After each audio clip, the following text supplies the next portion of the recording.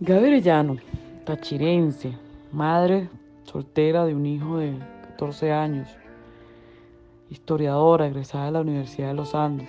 Soy política. Eh, Me he dedicado a la política desde el 2011, parlamentaria desde el 2015. Por una orden de captura desde el 2018 estoy en el exilio, en Bogotá. Desde aquí sigo ejerciendo o trato de ayudar a los venezolanos que han tenido que emigrar, trato de elevar las denuncias de la frontera, que ha sido en el tema en el que he querido desenvolverme como mi carrera parlamentaria. Y pues desde la lucha de la universidad mi intención ha sido servir y hacer todos mis aportes para tener una Venezuela distinta a la que lamentablemente nos ha tocado vivir en las últimas décadas. Siempre he trabajado o he querido servir para el bienestar de los demás en mi universidad, por tener un comedor digno, por tener reivindicaciones estudiantiles dignas. Y eso me llevó a entender que al no tener una universidad autónoma, libre, plural, como establece la Constitución, es parte de un modelo político que desde la primera magistratura del país, en Miraflores, se ha llevado desde finales del 98 con la intención de esclavizar. Después de entender y comprender el modelo político que estaba coartando libertades día tras día y donde hacía cada instante más pobre el venezolano, nos hacía más pobre y menos libre, pues desde esa misión de vida, pues he tratado de servir, he sido voz o he tratado de ser voz de aquellos que no la tienen, he tratado de denunciar, he tratado de visibilizar la tragedia de la frontera venezolana desde mi espacio parlamentario y antes de ser parlamentaria, pues todo lo que conllevaba al movimiento estudiantil. Eso es lo que es Gaby Arellano y mi mayor pasión, mi mayor anhelo es volver a Venezuela, es poder ejercer el parlamentarismo como establece la Carta Magna, es volver a tener un país de instituciones, de alternancia en el poder, de diversidad, donde hacer política no te condene a la cárcel, al exilio, a la muerte, sino que sea la palabra el arma más fundamental en la política y no hoy la violencia como es el orden del día. Mi anhelo es volver a un país con libertades, es ser parte del proceso de reconstrucción y dejarle a mis hijos y a mis nietos ese país de valores que mi mamá me permitió a mí, que con pocos recursos pues pude acceder con la educación pública, que me dio oportunidades de crecimiento y de mejoramiento y que eso lo puedan tener las futuras generaciones. Ese es mi mayor anhelo. Llegué a la política por el movimiento estudiantil. En Mérida, en la ULA, milité en el movimiento 13 de marzo de que ingresé a la universidad. Desde el 2005 fui testigo de cómo el régimen de Chávez acabó con la vida de Nixon Moreno. Toda la injusticia y toda la infamia de la cual Tarek El Aissami montó con un tachirense, un líder estudiantil en su momento, que le fue acabada su vida, pues fue una de las razones que me llevó a la política. Mi carrera de historiadora, pues en todas mis clases, en todas mis materias, pues siempre había la discusión política en los distintos momentos, épocas y tiempos de la humanidad. Y pues allí entendí que si comprendemos nuestro pasado, hacemos las cosas mejor en el presente y eso nos lleva a tener un mejor futuro. La razón por la cual me metí en la política, además de la injusticia, es porque en mi casa nadie hacía política. En mi familia yo he sido una mujer de, de comerciantes. Mi familia se dedicó al oficio de la carnicería por parte de mi mamá y por parte de mis abuelos y de mis tíos maternos por parte de la mecánica, oficio de trabajo. Y muy pocos llegaban a la universidad. Yo tuve el privilegio de ser uno de esos pocos que en la familia pudo a través de la educación pública ingresar a la universidad y desde la universidad entendí que la política no era esa visión lejana que tenía mi familia y errada de que todos los políticos eran corruptos Ingresé a la política con el mayor reto de mostrarle a mi mamá de que ser político se puede hacer con honestidad, con transparencia, y que ser político no es sinónimo de ser corrupto o ser delincuente, que se puede hacer política para transformar y que la política es el eje transversal de la sociedad. Si en la política están los mejores, la sociedad avanza, se desarrolla y tiene crecimiento. Si en la política están los que tienen vicios, mañas y la oscuridad, pues la sociedad va camino a ello. Creo que Venezuela es el mayor reflejo de eso. Bueno, he estado, como te digo, desde el movimiento estudiantil. De allí salí en el 2011.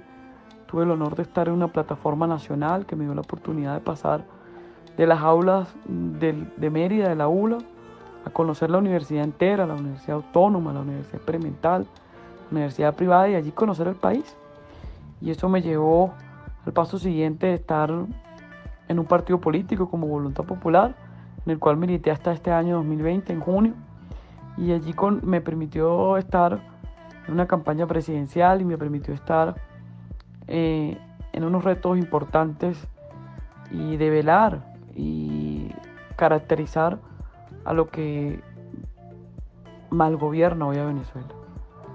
Fuimos de los primeros que fui una de las que desde el 2013, desde la elección Capriles-Maduro, empezó a decir que en Venezuela había una dictadura, que había que movilizarse, que había que enfrentarse, que la juventud había que asumir retos, y bueno, eso nos llevó mucho dolor, porque me tocó enterrar amigos, enterrar a seres muy queridos que murieron por el brazo ejecutor de la dictadura, ver amigos míos, hermanos de mi alma, que por ser de mi círculo pues terminaron en la cárcel.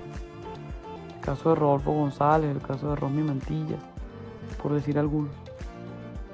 Enfrentar una dictadura me hizo vivir momentos muy duros. Enterrar a un ser querido, enterrar a inocentes, tener que salir corriendo, dejar a mi hijo, a mi madre, mi casa, enfrentarme de la noche a la mañana con la nada, fuera de mi territorio. Han sido retos gigantescos. El exilio es un reto diario que te invita a reinventarte en la política.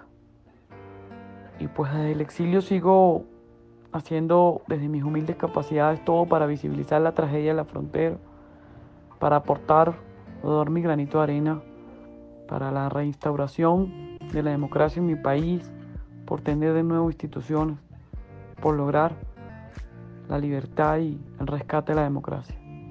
¿En qué ando? Ando trabajando en proyectos sobre la frontera, sobre tener una ley de frontera que realmente, cuando haya democracia, le demos una frontera abierta, una frontera de integridad, una frontera de seguridad, una frontera económicamente de crecimiento. Todo lo contrario de lo que hay hoy en dictadura. Mi mayor anhelo es ser parte de ese proceso de restauración de la democracia en Venezuela. Volver al Parlamento, poder hacer Parlamento, hacer un trabajo parlamentario como establece la Constitución, y dejarle a mi hijo un país como el que yo tuve la oportunidad de crecer, y a mis nietos.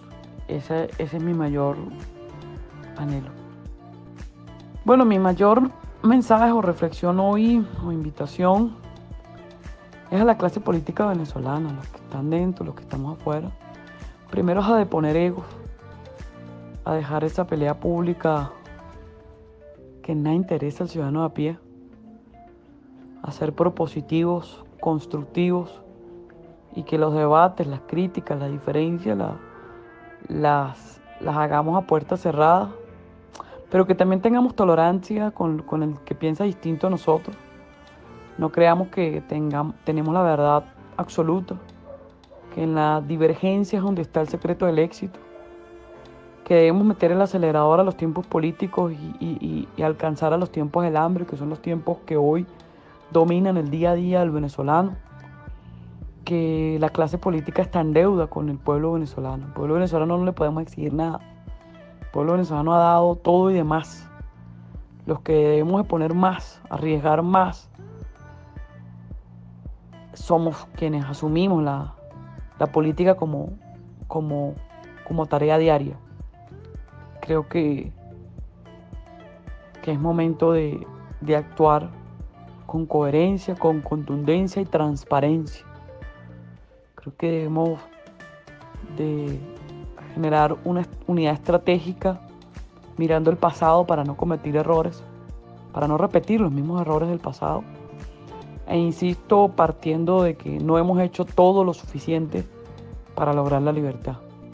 Nosotros como clase política empeñamos nuestra palabra en una campaña electoral extraordinaria del 2015, donde el pueblo de manera apoteósica nos dio el respaldo. Y es tarea de toda esa clase política que recorrió el país y que nos acompañó la mayoría en cumplir y lograr la libertad, entendiendo a quienes nos enfrentamos, no subestimando a Maduro. Maduro ni es idiota ni es torpe. Maduro tiene un plan. Es un criminal, es un genocida, es un delincuente. Y si entendemos las características a quienes nos enfrentamos y partimos de una unidad de qué es lo que enfrentamos, de allí podemos construir una estrategia y una táctica que nos lleve al éxito lo más anhelado posible. Creo que la mayor urgencia del pueblo venezolano debemos atenderla los que hacemos política. Y me asumo como un principal soldado de lograr una unidad estratégica, de, insisto, rectificar en lo que hayamos fallado y asumir con transparencia, con coherencia y con factibilidad un plan que realmente le dé la libertad a Venezuela, entendiendo que solos no podemos, que debe haber una estrategia, una unidad estratégica, entendiendo elementos internos y elementos externos, y repito, sin subestimar al enemigo que esclaviza al pueblo venezolano como lo es Maduro y su mafia, que tiene coartado el Estado para reconfigurar un nuevo orden jurídico y legal que le da paso a las mafias, al narcotráfico, a la criminalidad, que hoy no solamente desestabiliza y esclaviza y asesina al pueblo venezolano, sino que le hace daño a todo el hemisferio. Ese es mi mayor anhelo, mi mayor consejo, mi mayor reflexión, es que la clase política estemos a la altura del momento histórico del país nos clama y nos respeta.